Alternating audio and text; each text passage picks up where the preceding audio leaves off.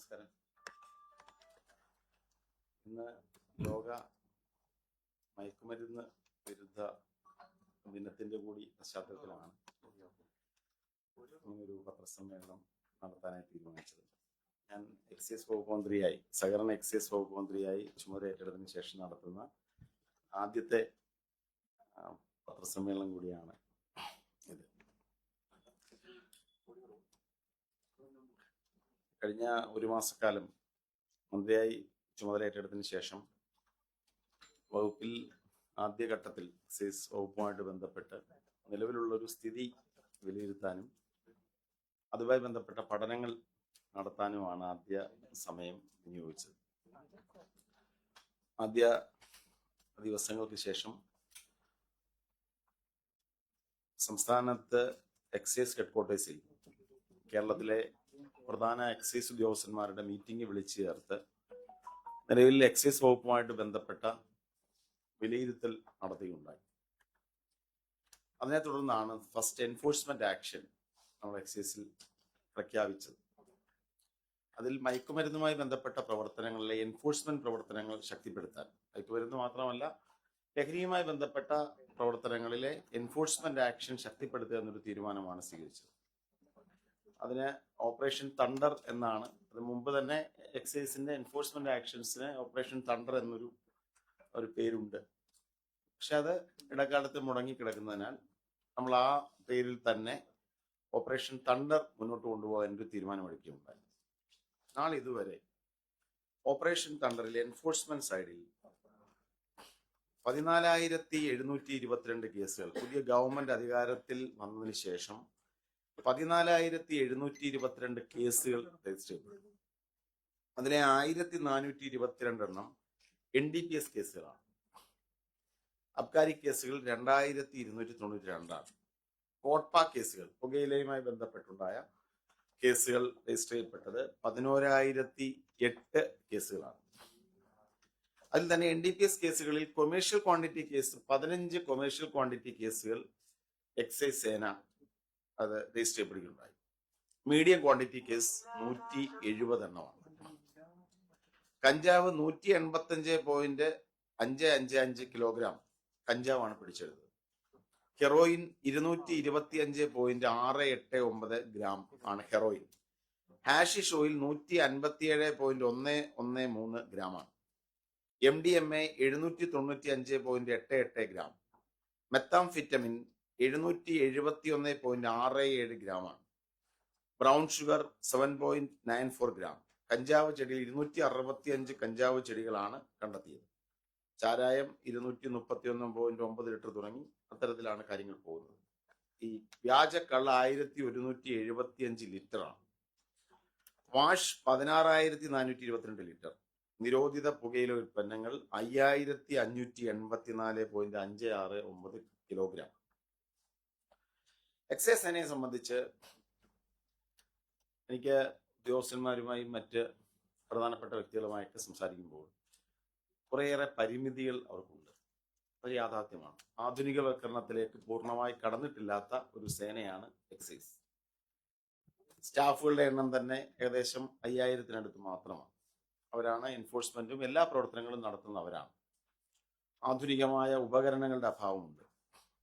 വാഹനങ്ങളുടെ ഷോർട്ടേജ് ഉണ്ട്. നിലവിൽ മയക്കുമരുന്ന് കണ്ടെത്തുന്ന സമയത്ത് സബ്സ്റ്റൻസ് ഐഡന്റിഫിക്കേഷൻ കിറ്റുകൾ എക്സൈസ് സേനയ്ക്ക് ഉണ്ടായിരുന്നില്ല. അതോടൊപ്പം തന്നെ കേസുകൾ എടുക്കുന്ന കാര്യത്തിൽ ഉദ്യോഗസ്ഥന്മാർ ശ്രദ്ധയിൽപ്പെടുത്തിയ ഒരു കാര്യം, നമ്മളിത് കെമിക്കൽ എക്സാമിനേഷൻ അയച്ചാൽ കാലതാമസം ഉണ്ടാകുന്നതൊക്കെ തന്നെ കേസുകളെ ബാധിക്കുന്നുണ്ട് എന്ന കാര്യവും അറിയിക്കുകയുണ്ടായി. ഈ വിഷയങ്ങൾക്ക് പരിഹാരം ഉണ്ടാകാനാണ് പ്രാഥമികമായ ശ്രമം ഉണ്ടായത്. അത് ബജറ്റ് പ്രപ്പോസൽ എന്ന രീതിയിൽ സംസ്ഥാന എക്സൈസ് വകുപ്പ് ബജറ്റിലേക്ക് തുക അനുവദിക്കുന്നതുമായി ബന്ധപ്പെട്ട് നൽകിയ നിർദ്ദേശങ്ങളിൽ ഒരു പ്രധാനപ്പെട്ട കാര്യങ്ങൾ ഇവയൊക്കെയായിരുന്നു. അതിൽ കേരളത്തിലെ മുഴുവൻ എക്സൈസ് റേഞ്ച് ഓഫീസുകളിലേക്കും സബ്സ്റ്റൻസ് ഐഡന്റിഫിക്കേഷൻ കിറ്റുകൾ നൽകാനുള്ള തീരുമാനത്തിന് വേണ്ടി ബജറ്റിൽ തുക വകയിരുത്തിയ ഒരു പ്രധാനപ്പെട്ട ഒരു നേട്ടമാണ്. കാരണം കേരളത്തിൽ എല്ലാ എക്സൈസ് റേഞ്ച് ഓഫീസുകളിലും ഇനി മുതൽ പിടിച്ചെടുക്കപ്പെടുന്ന ലഹരി വസ്തുക്കൾ കൃത്യമായി ഏതാണെന്ന് ഐഡന്റിഫൈ ചെയ്യാനുള്ള സബ്സ്റ്റൻസ് ഐഡന്റിഫിക്കേഷൻ കിറ്റുകൾ നമുക്ക് ലഭ്യമാകുന്ന ഒരു സാഹചര്യം ഉണ്ടായി എന്നത് വളരെ പ്രധാനപ്പെട്ട ഒരു കാര്യമാണ്.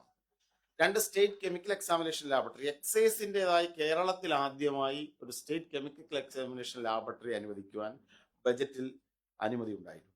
അതോടുകൂടി സംസ്ഥാന എക്സൈസിന് കേസുകൾ പിടിച്ചെടുക്കുന്നതിന് എടുത്തു കിട്ടുന്ന ഇത്തരം ലഹരി വസ്തുക്കൾ സ്റ്റേറ്റ് കെമിക്കൽ എക്സാമിനേഷൻ ലാബറട്ടറിക്ക് അയച്ച് അതിന്റെ തീരുമാനം വരുന്നത് വരെ കാത്തിരിക്കുക എന്നുള്ളൊരു പ്രോസസ്സ് എന്നൊക്കുന്ന ഒരു കാലതാമസം ഒഴിവാക്കാനുള്ള സാഹചര്യം സൃഷ്ടിക്കപ്പെടുകയാണ്. സ്റ്റേറ്റ് കെമിക്കൽ എക്സാമിനേഷൻ ലാബറട്ടറി യാഥാർത്ഥ്യമാവുന്നതോടെ ആ പ്രശ്നത്തിന് പരിഹാരമാവും.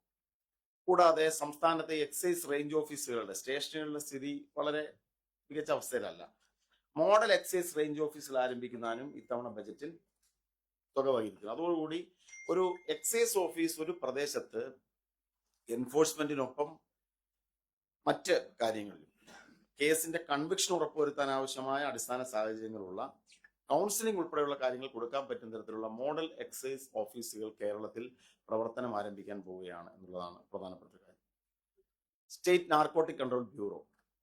എക്സൈസിൽ സ്റ്റേറ്റ് നാർക്കോട്ടിക് കൺട്രോൾ ബ്യൂറോയുടെ പ്രവർത്തനം ആരംഭിക്കുകയാണ്. യഥാർത്ഥത്തിൽ നിരവധി തസ്തികകൾ ആവശ്യമുള്ള ഒന്നാണ് നാർക്കോട്ടിക് കൺട്രോൾ ബ്യൂറോ.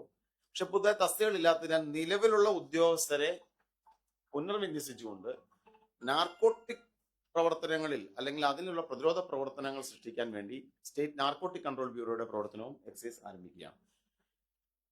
എക്സൈസ് ഇത് ഞാൻ പറഞ്ഞ എൻഫോഴ്സ്മെന്റ് സൈഡാണ്, ഓപ്പറേഷൻ തണ്ടറിന്റെ കാര്യം. പക്ഷെ വളരെ സമഗ്രമായ ഒരു പ്രവർത്തന പദ്ധതി സംസ്ഥാന എക്സൈസ് ആവിഷ്കരിച്ചിരിക്കുകയാണ്. മയങ്ങില്ല കേരളം എന്ന ക്യാമ്പയിനാണ് അതിലെ ഏറ്റവും പ്രധാനപ്പെട്ട കാര്യം. അതൊരു മിഷനാണ്. അതിൽ എൻഫോഴ്സ്മെന്റ് സൈഡ് ഉണ്ട്, അതോടൊപ്പം തന്നെ നിലവിലുള്ള വിമുക്തിയുടെ അവയർനെസ് സൈഡുണ്ട്. കാരണം വളരെ മികച്ച രീതിയിൽ ഉള്ള ബോധവൽക്കരണ പ്രവർത്തനങ്ങളാണ് എക്സൈസ് അതിനുള്ള ശേഷിയുണ്ട്. 31ഓളം എക്സൈസ് ഉദ്യോഗസ്ഥന്മാർ നിംഹാൻസിൽ പരിശീലനം നേടിയവരാണ്. സംസ്ഥാനത്താകമാനം പരിശീലനയുടെ വലിയൊരു നെറ്റ്വർക്ക് ഉണ്ട്. ഇത് കേരളത്തിലെ ആകമാനമുള്ള വിദ്യാലയങ്ങളിൽ പ്രതിരോധ പ്രവർത്തനങ്ങൾക്കായി, ബോധവൽക്കരണ പ്രവർത്തനങ്ങൾക്കായി നിലവിലുള്ള സിസ്റ്റത്തെ കൂടുതൽ വിപുലീകരിച്ചുകൊണ്ട്, ഇപ്പൊ നിലവിൽ നാർക്കോട്ടിക് ക്ലബ്ബുകളൊക്കെ ഉണ്ടെങ്കിലും പൂർണ്ണ ഇഫക്റ്റീവ് അല്ല. കേരളത്തിലെ മുഴുവൻ വിദ്യാലയങ്ങളിലും ആന്റി നാർക്കോട്ടിക് ക്ലബ്ബുകളുടെ പ്രവർത്തനം വിപുലീകരിച്ച് അവയർനെസ് സൈഡിനെ എക്സൈസിന്റെ നിലവിലുള്ള പ്രവർത്തനങ്ങളെ കൂടുതൽ ശക്തിപ്പെടുത്താൻ തീരുമാനിച്ചു. ഈ മിഷന്റെ ഭാഗമാണ് മയങ്ങില്ല കേരളം. മൂന്നാമത്തെ പ്രധാനപ്പെട്ട പില്ലർ എൻഫോഴ്സ്മെന്റും അവയർനെസ്സിനൊപ്പം മൂന്നാമത്തെ പ്രധാനപ്പെട്ട പില്ലർ ഡി അഡിക്ഷനാണ്. സംസ്ഥാനത്തെ ഡി അഡിക്ഷനിൽ 14 ഡി അഡിക്ഷൻ സെന്ററുകളാണ് എക്സൈസിലുള്ളത് വിമുക്തി മിഷന്റെ ഭാഗമായി. ഈ ഡി അഡിക്ഷൻ സെന്ററുകളിൽ സൈക്കോളജിസ്റ്റും സൈക്യാട്രിസ്റ്റും ഒക്കെ ഉൾപ്പെടുന്ന നിലവിലുള്ള സിസ്റ്റം ഉണ്ട്. ഈ സിസ്റ്റത്തെ കൂടുതൽ ഇഫക്റ്റീവ് ആക്കുകയും അതോടൊപ്പം തന്നെ കേരളത്തിലെ എല്ലാ താലൂക്ക് ആശുപത്രികളിലേക്കും, അത് 77 സെന്ററുകളിലേക്ക് ഡി അഡിക്ഷൻ സെന്ററുകളുടെ പ്രവർത്തനം വ്യാപിക്കുക എന്ന ലക്ഷ്യമാണ് മയങ്ങില്ല കേരളം ക്യാമ്പയിനിൽ ഞങ്ങൾ മുന്നോട്ട് വെക്കുന്നത്. അപ്പോൾ നിലവിലുള്ള ഞങ്ങളുടെ സിസ്റ്റത്തെ കൂടുതൽ വിപുലീകരിച്ച് എല്ലാ താലൂക്കുകളിലേക്കും ഡി അഡിക്ഷൻ സെന്ററുകൾ. നാലാമത്തെ ഏറ്റവും പ്രധാനപ്പെട്ട ഒന്ന് പുനരധിവാസവും റിഹാബിലിറ്റേഷനും സാമൂഹ്യ സംയോജനവുമാണ്. പുനരധിവാസം സമൂഹത്തിലേക്ക് ഇവരെ സംയോജിപ്പിക്കുക. പ്രധാനപ്പെട്ട പ്രശ്നം ഡി അഡിക്ഷന് ശേഷവും നിരവധി ആളുകൾ ഇതിലേക്ക് പോവുകയാണ്.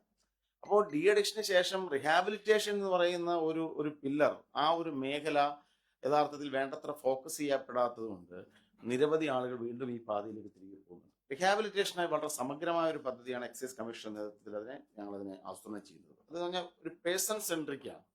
ഓരോ വ്യക്തിയുടെയും പുനരധിവാസ ആവശ്യങ്ങൾ വ്യത്യസ്തമാണ്. ഇപ്പൊ ഒരു കുട്ടിയുടെ 18 വയസ്സിൽ താഴെയുള്ള ഒരു കുട്ടിയുടെ പുനരധിവാസ ആവശ്യമല്ല മുതിർന്ന ഒരു ഡോക്ടറേറ്റ് ഉള്ള ഒരാൾക്ക് കേൾക്കാൻ വേണ്ടി വരുന്നത്, അല്ലെങ്കിൽ ഒരു സ്ത്രീയുടെ അല്ലെങ്കിൽ ഒരു പെൺകുട്ടിയുടെ ആവശ്യമല്ല മറ്റൊരാൾ. അപ്പോൾ അങ്ങനെ സമഗ്രമായി ചിന്തിക്കുന്ന വിവിധ സംസ്ഥാനത്തെ വിവിധ ഏജൻസികളെ സംയോജിപ്പിച്ചുകൊണ്ട് കായിക സംഘടനകൾ, cricket association, football association, athletic association, volleyball association, അല്ലെങ്കിൽ കയാക്കിംഗ് പോലുള്ള കാര്യങ്ങൾ, സാമുദായിക സംഘടനകൾ, ഇവരെല്ലാം ഉപയോഗപ്പെടുത്തിക്കൊണ്ടുള്ള വിപുലമായ പുനരധിവാസ പ്രോജക്റ്റാണ് എക്സൈസ്. അതോടൊപ്പം തന്നെ സാങ്കേതിക വിദ്യയുടെ ഉപയോഗവും. ഇപ്പൊ നിലവിലുള്ള പ്രധാനപ്പെട്ട പ്രശ്നം മയക്കുമരുന്നിന്റെ ഇൻഫോർമർ ആരാകാൻ പലർക്കും ആശങ്കയുണ്ട്. എന്നോട് തന്നെ പറഞ്ഞ ആളുകൾ ഫോൺ ചെയ്ത് ഒരു വിവരം കൊടുത്താൽ നാളെ ഈ മാഫിയ വളരെ ശക്തമായതുകൊണ്ട് ഞങ്ങൾക്ക് ഇന്ന് സുരക്ഷിതത്വം എന്ന് ചോദിക്കുന്നവരുണ്ട്. ഈ ഒരു വിഷയത്തെ സംസ്ഥാന എക്സൈസ് അഡ്രസ് ചെയ്തു. വളരെ പ്രധാനപ്പെട്ട ഒരു പോർട്ടൽ, മയങ്ങില്ല കേരളം ജനജാഗ്രത പോർട്ടൽ, ചുരുങ്ങിയ ദിവസങ്ങൾക്കുള്ളിൽ തന്നെ സംസ്ഥാന എക്സൈസ് അത് ഓപ്പറേഷണലാക്കിയിരിക്കുകയാണ്. ജൂലൈ 1 മുതൽ അതിന്റെ പ്രവർത്തനം ആരംഭിക്കും എന്ന് പറഞ്ഞാൽ ഇനി മുതൽ ഫോൺ ചെയ്ത് പറയണ്ട, പോർട്ടലിൽ വിവരം നൽകാം. ഇൻഫോർമേഷൻ മാത്രമല്ല, ഒരു ഗാർഡിയനായി പ്രവർത്തിക്കുന്ന ഇൻഫോമിംഗ് സിസ്റ്റം മാത്രമല്ല ഉള്ളത്. ഒരാൾക്കൊരു കൗൺസിലിംഗ് ആവശ്യമുണ്ട്, തീർച്ചയായിട്ടും ഈ പോർട്ടൽ രജിസ്റ്റർ ചെയ്യാം. നമ്മുടെ കൗൺസിലർമാർ, എക്സൈസ് കൗൺസിലർമാരും മറ്റ് കൗൺസിലർമാരെ അറേഞ്ച് ചെയ്ത് കൗൺസിലിംഗ് നടക്കും. ഒരാൾക്ക് ഡി അഡിക്ഷൻ വേണം, ഇതിൽ രജിസ്റ്റർ ചെയ്യാം. നമ്മുടെ ഡി അഡിക്ഷൻ സെന്ററുകളുടെ പ്രവർത്തനം അതിനായി ഉപയോഗപ്പെടുത്തും. അതോടൊപ്പം മറ്റ് സേവനങ്ങളും. അപ്പോൾ വളരെ ഇന്ത്യയിലെ ആദ്യത്തെ പോർട്ടലാണ്, ഇന്ത്യയിലെ ഒരു എൻഫോഴ്സ്മെന്റ് ഏജൻസി, ഒരു ഏജൻസി സമർപ്പിക്കുന്ന ആദ്യത്തെ ഇത്തരത്തിലുള്ള ഒരു പോർട്ടലാണ് സംസ്ഥാന എക്സൈസിന്റെ മൈനില്ല കേരളം ജനജാഗ്രതാ പോർട്ടൽ. അത് ജൂലൈ 1 മുതൽ അതിന്റെ പ്രവർത്തനം ആരംഭിക്കുകയാണ്. അതോടൊപ്പം മറ്റ് പ്രവർത്തനങ്ങൾ, ഞങ്ങൾ എക്സൈസിന്റെ പ്രവർത്തനങ്ങൾ ഇപ്പോൾ സംസ്ഥാനത്ത് വ്യാജ കള്ളിനെ കുറിച്ചുള്ള നിരവധി പരാതികളുണ്ട്. വിവിധ സ്ഥലങ്ങളിൽ ഇപ്പോൾ ഭക്ഷണം കഴിച്ച് ഭക്ഷ്യവിഷബാധ ബാധിച്ച് മരണമടഞ്ഞവരെ കുറിച്ചുള്ള വാർത്ത നമ്മൾ കോട്ടയത്ത് റിപ്പോർട്ട് ചെയ്തു. വിവിധ സ്ഥലങ്ങളിൽ നിന്നും ബാറുകൾ പ്രവർത്തന സമയത്തിന് മുൻപ് തന്നെ തുറന്നു പ്രവർത്തിക്കുന്നതായി വിവരം ലഭിച്ചിട്ടുണ്ട്. ഇവിടെയെല്ലാം ശക്തമായ ഇടപെടൽ എക്സൈസ് നടത്തിക്കൊണ്ടിരിക്കുകയാണ്. ഓപ്പറേഷൻ ശുദ്ധി എന്ന പേരിൽ വ്യാജ കള്ളിന്റെ പരിശോധന വളരെ കൃത്യമായി തന്നെ സംസ്ഥാന വ്യാപകമായി ആരംഭിച്ചിട്ടുണ്ട്. വ്യാജ കള്ള് പിടിച്ചെടുക്കാനും അതോടൊപ്പം തന്നെ ഭക്ഷ്യ വസ്തുക്കളുടെ സുരക്ഷ ഉറപ്പുവരുത്താനും ഒക്കെ തന്നെ എക്സൈസിന്റെ ഭാഗത്ത് ശ്രമം ഉണ്ടാവുകയാണ്. വളരെ കൃത്യമായ ആ മേഖലയിൽ ഇടപെടൽ നടത്തി വ്യാജ കള്ളിനെ കേരളത്തിൽ നിന്ന് ഇല്ലാതാക്കുക എന്ന ലക്ഷ്യം ഉറപ്പുവരുത്താൻ പോവുകയാണ്. ബാറുകളെ സംബന്ധിച്ചും കൃത്യമായ പ്രവർത്തന സമയം ഉറപ്പുവരുത്തിക്കൊണ്ടുള്ള പ്രവർത്തനങ്ങൾ എക്സൈസ് നടത്തിക്കൊണ്ടിരിക്കുന്നു. ചെക്ക് പോസ്റ്റുകളിലെ നിരവധി പരാതികൾ ശ്രദ്ധയിൽപ്പെട്ടിട്ടുണ്ട്. ചെക്ക് പോസ്റ്റുകളിൽ പരിശോധനയില്ലാതെ കടന്നു പോകുന്നു എന്നുള്ള മാധ്യമ വാർത്തകളും ശ്രദ്ധയിൽപ്പെട്ടിട്ടുണ്ട്. സംസ്ഥാന എക്സൈസ് കമ്മീഷണറുടെ ശ്രദ്ധയിൽ അദ്ദേഹം ആ വിഷയത്തിൽ സംസ്ഥാന ഫോഴ്സ് തന്നെ അതിൽ ഇടപെടാൻ തീരുമാനിച്ചിരിക്കുകയാണ്. സത്യസന്ധരായ ഉദ്യോഗസ്ഥരെ വിന്യസിച്ച് ചെക്ക് പോസ്റ്റുകളുടെ ഉൾപ്പെടെ സുരക്ഷ ഉറപ്പുവരുത്തി അഴിമതി രഹിതമായി മുന്നോട്ട് പോകാനുള്ള പദ്ധതിയാണ് സംസ്ഥാന എക്സൈസ് നടത്തിക്കൊണ്ടിരിക്കുന്നത്. മറ്റ് കാര്യങ്ങളും ശേഷം ചോദ്യങ്ങൾക്ക് ശേഷം വിശദീകരിക്കാം. ഇതാണ് എക്സൈസുമായി ബന്ധപ്പെട്ട് നിൽക്കുന്ന ഇന്നത്തെ ലോക മയക്കുമരുന്ന് ദിനവുമായി ബന്ധപ്പെട്ടുള്ള ആദ്യത്തെ കാര്യം. ബ്രീഫിംഗ്. സ്റ്റേറ്റ് കെമിക്കൽ എക്സാമിനേഷൻ ലാബോറട്ടറിക്ക് കായംകുളത്താണ് അതിന്റെ പ്രപ്പോസൽ വന്നത്. ഞങ്ങളുടെ സ്ഥലം കണ്ടെത്തി, അവിടെ നിലവിൽ ഒരു സ്പേസ് ഉള്ള ഒരു സ്ഥലത്ത് ആണ് വന്നിരിക്കുന്നത്.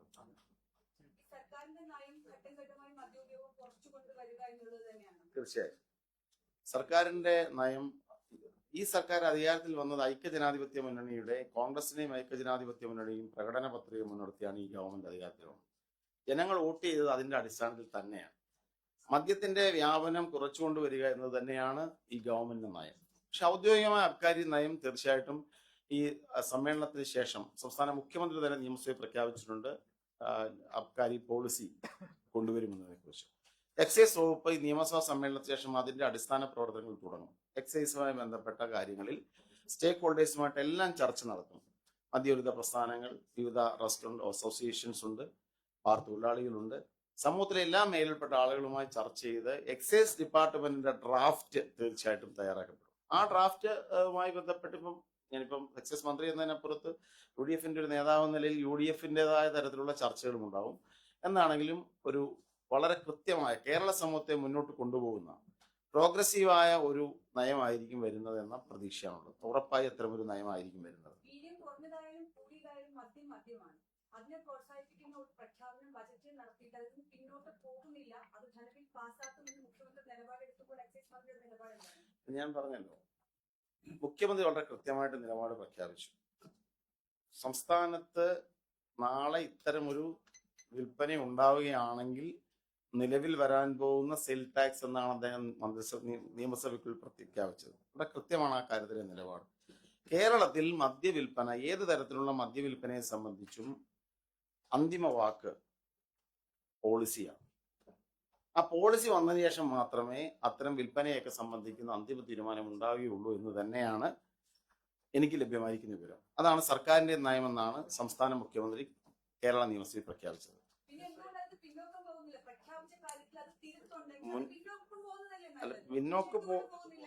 ഒരു യഥാർത്ഥത്തിൽ എങ്ങനെയാണ് കേരളത്തിൽ അതിന്റെ നാൾവഴികളൊക്കെ എല്ലാവർക്കും അറിയാം. ഞാൻ പറയട്ടെ, സംസ്ഥാനത്ത് ലോ ആൽക്കഹോളിക് ബിവറേജസ് എന്ന് പറയുന്ന ആശയം തന്നെ, സങ്കല്പം തന്നെ കൊണ്ടുവന്നത് 2022 LDF ഗവൺമെന്റിന്റെ അബ്കാരി നയമാണ്. അപ്പൊ അതിലെ paragraph number 25 Udayabhanu commission report സൂചിപ്പിച്ചുകൊണ്ട് ലോ ആൽക്കഹോളിക് ബിവറേജ് എന്നൊരു കാഴ്ചപ്പാട് കൊണ്ടുവന്നത്. അന്ന് 2023 ഇറങ്ങിയ ഗവൺമെന്റ് ജിയോ പ്രകാരം low alcoholic beverage Kerala abkari റൂൾസിനെ അമെന്റ് ചെയ്ത് സെക്ഷൻ 3A ഉൾപ്പെടുത്തി. സെക്ഷൻ 3A പ്രകാരമാണ് ലോ ആൽക്കഹോളിക് ബിവറേജ് എന്ന് പറയുന്ന ഒരു ഒരു ഫ്രേസ് തന്നെ കേരളത്തിൽ അബ്കാരി നിയമത്തിൽ വരുന്നത്. അതിനുശേഷം 2025 ഇറക്കിയ അടുത്ത നോട്ടിഫിക്കേഷനിലൂടെ ഈ ലോ ആൽക്കഹോളിക് ബിവറേജിന്റെ വീര്യം 0.5 to 20 PV ആണ്. അതിനുശേഷം 2025 ജിയോയിലൂടെ 20% മുതൽ 30% വരെ വീര്യമുള്ള പുതിയൊരു മദ്യത്തിന്റെ സങ്കല്പം കൊണ്ടുവന്നു. അത് പഴങ്ങളിലൂടെ ഉത്പാദിപ്പിക്കുന്നതാണ്, horti wines and horti liquor. ഇവിടെ ലോ ആൽക്കഹോളിക് ബിവറേജുമായി ബന്ധപ്പെട്ട് വാർത്തകൾ ഉയർന്നു വന്നപ്പോൾ CPM സംസ്ഥാന സെക്രട്ടറി പറഞ്ഞത്, അല്ലെങ്കിൽ അതുമായി ബന്ധപ്പെട്ട ആളുകൾ പറഞ്ഞത്, പഴങ്ങളിൽ നിന്നും വീര്യം ഈ മദ്യം ഉത്പാദിപ്പിക്കുന്ന കർഷകരെ സഹായിക്കുന്ന ഒരു നയമാണെന്നാണ്. ഇവിടെ സെയിൽ ടാക്സുമായി ബന്ധപ്പെട്ട കാര്യങ്ങൾ ഉയർന്നു വന്നു. അത്തരം ഒരു വൈൻസിന്റെ കാര്യത്തിലാണോ? അത് 20 മുതൽ 30 ആണെങ്കിൽ ഇത് 0.5 മുതൽ 20 വരെയുള്ള ലോ ആൽക്കഹോളിക് ബിവറേജ് എന്ന പുതിയ ഒരു ഇംഗ്ലാണ്. അത് കൊണ്ടുവന്നത് തന്നെ LDF ആണ്. അതുമായി ബന്ധപ്പെട്ട നയങ്ങൾ അവിടെ ഉണ്ടായിരുന്നു. ഈ ഗവൺമെന്റ് ഒരു ഫിനാൻഷ്യൽ സ്റ്റേറ്റ്മെന്റ് വന്നപ്പോൾ, ബജറ്റ് ഒരു ഫിനാൻഷ്യൽ സ്റ്റേറ്റ്മെന്റ് ആണല്ലോ, ആ ഫിനാൻഷ്യൽ സ്റ്റേറ്റ്മെന്റിൽ ധനാഗമ മാർഗങ്ങളെ കുറിച്ചുള്ള ഒരു പോർഷനിൽ സെയിൽ ടാക്സിൽ ഫിക്സ് ചെയ്തു. പക്ഷെ അത് സംബന്ധിച്ച് മുഖ്യമന്ത്രി പറഞ്ഞു അത് വിൽക്കാനുള്ളതല്ല.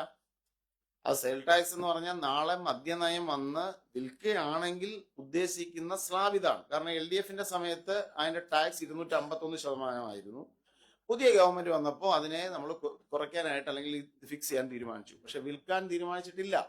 വിൽക്കണമെന്നുണ്ടെങ്കിലൂടെ ഞാൻ പറഞ്ഞുതരാം. വിൽക്കണമെങ്കിൽ സംസ്ഥാനത്ത് ഒരു മദ്യ ഉൽപ്പന്നം വിൽക്കണമെന്നുണ്ടെങ്കിൽ അതിന്റെ കസ്റ്റോഡിയൻ എന്നത് എക്സൈസ് കമ്മീഷണറാണ്. ഇവിടെ ഒരു നിയമമുണ്ട്, രജിസ്ട്രേഷൻ ഓഫ് ബ്രാൻഡ്സ്. കേരളത്തിൽ രജിസ്ട്രേഷൻ ഓഫ് ബ്രാൻഡ് റൂൾസ് പ്രകാരം വിൽക്കണമെന്ന് ആഗ്രഹിക്കുന്ന ഒരു കമ്പനി സംസ്ഥാന എക്സൈസ് കമ്മീഷണർക്ക് മുമ്പാകെ അപേക്ഷ നൽകി ആ അപേക്ഷയിൽ പ്രകാരം എക്സൈസ് കമ്മീഷണർ ബ്രാൻഡ് രജിസ്റ്റർ ചെയ്തെങ്കിൽ മാത്രമേ ഇവിടെ എന്ത് നടക്കുകയുള്ളൂ? വിൽപ്പന നടക്കുകയുള്ളൂ. അതാണ് നിയമം. അങ്ങനെയല്ലേ? അല്ല, ഞാൻ പറയട്ടെ, നിയമം അതല്ലേ? അപ്പൊ വിൽപ്പന നടക്കണമെങ്കിൽ എന്ത് നടക്കണം? വിൽപ്പന നടക്കണമെങ്കിൽ എക്സൈസ് കമ്മീഷണർക്ക് മുമ്പാകെ വന്ന് ബ്രാൻഡ് രജിസ്റ്റർ ചെയ്യപ്പെട്ടെങ്കിലേ പറ്റുള്ളൂ. അതാണ് സംസ്ഥാന എക്സൈസ് വകുപ്പ് മന്ത്രി ഞാൻ പറഞ്ഞത്. സംസ്ഥാന എക്സൈസ് വകുപ്പിന്റെ നിലപാട് വ്യക്തമാണ്.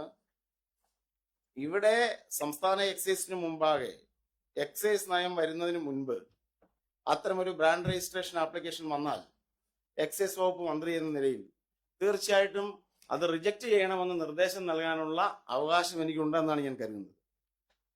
അത് തീർച്ചയായിട്ടും ആ അധികാരത്തിന് അത് സംസ്ഥാന എക്സൈസ് വകുപ്പ് മന്ത്രിക്കും സംസ്ഥാന എക്സൈസ് കമ്മീഷന് മുമ്പായി എടുക്കാവുന്ന തീരുമാനമാണ്. അതിന് കൃത്യമായ നിയമങ്ങളുണ്ട്. അത് ഉദ്ദേശിച്ച് തന്നെയാണ് മുഖ്യമന്ത്രി കൃത്യമായിട്ട് പറഞ്ഞത്. ഇവിടെ അബ്കാരി പോളിസി വന്നതിന് ശേഷം മാത്രമേ ഇതുമായി ബന്ധപ്പെട്ട തീരുമാനങ്ങളുള്ളൂ. നാളെ പോളിസി വന്നാൽ അതൊരു ഡിബേറ്റബിൾ ആയ കാര്യം. ഇപ്പൊ എന്റെ നിലപാട് എന്താണെന്ന് ഞാൻ ഇവിടെ പരസ്യമായി പറയുമ്പോൾ 2 തരത്തിൽ സമൂഹത്തിൽ ചർച്ചകൾ നടന്നേക്കാം. ഇത് കൊണ്ടുവരുന്നതാണെന്ന് പറയുന്ന ഉദയഭാനു കമ്മീഷൻ റിപ്പോർട്ടിന്റെ അടിസ്ഥാനത്തിൽ ചിന്തിക്കുന്നവരുണ്ട്. അതല്ല, കൊണ്ടുവന്നു കഴിഞ്ഞാൽ അത് കൂടുതൽ പ്രോത്സാഹിപ്പിക്കുമെന്ന് ചിന്തിക്കുന്നവരുടെ നിലപാടുണ്ടാവും. ഇപ്പൊ എന്റെ വ്യക്തിപരമായ നിലപാട് എന്താണെന്നുള്ളത് അതൊരു പോളിസിയിൽ പരസ്യമായി പറയേണ്ട ഒന്നല്ല. അത് ഡിബേറ്റബിൾ ആയ കാര്യമാണ്. അതിന് എനിക്ക് എന്റെ നിലപാടുണ്ട്, വ്യക്തിപരമായ നിലപാടാണ്. പക്ഷെ ആ നിലപാടിനപ്പുറത്ത് UDF അത് ചർച്ചയിലൂടെ ഔദ്യോഗികമായ നയം തീരുമാനിക്കപ്പെടുമ്പോൾ മാത്രമേ ഈ പറഞ്ഞതിനെല്ലാം തന്നെ എന്തുള്ളൂ, പ്രസക്തിയുള്ളൂ. അതാണ് സംസ്ഥാന മുഖ്യമന്ത്രിയുടെ കൃത്യമായി വ്യക്തമാക്കിയത്. എന്റെ ആദ്യം മുതലുള്ള നിലപാടുകൾ ഞാൻ പലപ്പോഴും പല കാര്യങ്ങൾ പറയുമ്പോൾ അതിൽ വളരെ കൃത്യമായ നിലപാട് ആ കാര്യത്തിലുണ്ട്. മദ്യനയം വന്നതിന് ശേഷം മാത്രമേ ഇത്തരം കാര്യത്തിൽ UDF ഒരു മുന്നണി അധികാരത്തിൽ വന്നു. ഇവിടെ ജനങ്ങൾക്ക് മുമ്പിൽ കൊടുത്ത വാഗ്ദാനങ്ങളുണ്ട്. അതിന്റെ അടിസ്ഥാനത്തിൽ കൂട്ടായ ചർച്ചയിലൂടെ ഒരു പോളിസി പ്രഖ്യാപിക്കപ്പെടും. ആ പോളിസിയുടെ അടിസ്ഥാനത്തിൽ മാത്രമേ ഇത് വ്യക്തിപരമായ ഇഷ്ടാനിഷ്ടങ്ങളുടെ പ്രസക്തിക്ക് അപ്പുറത്ത് UDF എടുക്കുന്ന നിലപാട്, കോൺഗ്രസ് പാർട്ടിയുടേതായ നിലപാട്, ഇതൊക്കെയാണ് എന്നെ സ്വാധീനിക്കുന്ന കാര്യം ഞാൻ പറയാനായിട്ട്.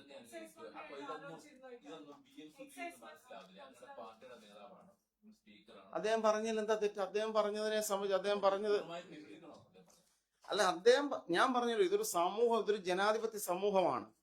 ഒരു ജനാധിപത്യ സമൂഹത്തിൽ വ്യത്യസ്തമായ ആശയങ്ങൾ ഉയർന്നു വരും. അതിലൂടെയാണ് തീരുമാനം ഉണ്ടാകുന്നത്. ചിലപ്പോൾ ഒരു തീരുമാനം എത്തുമ്പോൾ ഡിസെന്റ് വിത്ത് നമ്മൾ എഗ്രീഡ് വിത്ത് ഡിസെന്റ് എന്ന് ചിലപ്പോൾ പറയാറുണ്ട്. എന്നൊക്കെ പറയുന്നവരാണ് പല പോളിസികളെ സംബന്ധിക്കുന്നത്. ഇപ്പൊ അദ്ദേഹത്തിന്റെ അഭിപ്രായം പറയുന്നതിൽ എന്താണ് തെറ്റ്? അദ്ദേഹത്തിന്റെ അഭിപ്രായം പറഞ്ഞു. മുഖ്യമന്ത്രി വളരെ കൃത്യമായിട്ട് നിയമസഭയ്ക്ക് അത് പറഞ്ഞു, വിൽക്കാനുള്ള ഇതല്ല. ഇങ്ങനെ ഒരു പോളിസി വരികയാണെന്നുണ്ടെങ്കിൽ വിൽക്കാനുള്ള സ്ലാബ് ഇതാണ് എന്ന് പറഞ്ഞു. അതൊരു ഭരണപരമായ തീരുമാനം എന്നുള്ളൊരു